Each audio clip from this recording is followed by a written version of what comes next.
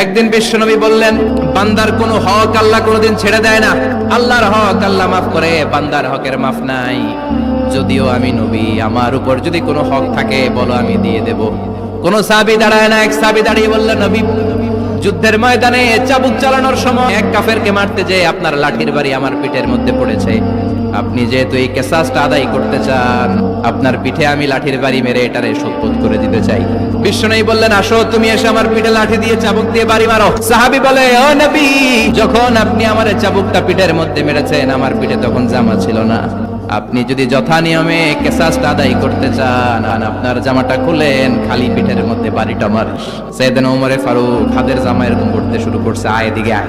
বিশ্বনবী বললেন, ওমর থামো, মারতে দাও। বিশ্বনবী উনার জুব্বাটা উপরের দিকে উঠালেন, পিঠের মধ্যে বাড়ি দেওয়ার জন্য ওই সাহাবীকে ডাকলেন। ওই সাহাবী বিশ্বনবীকে পিছন দিক থেকে জড়িয়ে ধরে ওই মোহরে নবুয়তের মধ্যে চুমু দিয়ে ফেলেছে। সাহাবী বললেন, নবী গো, এই নাটক করার জন্য আপনি আমারে মাফ করে দিয়েন। অনেক দিনের সাধনা, জল্পনা কল্পনা, আপনার মোহরে নবুয়তের মধ্যে আমার ঠোঁটটা লাগিয়ে আমার ঠোঁটটারে আমি জাহান্নাম থেকে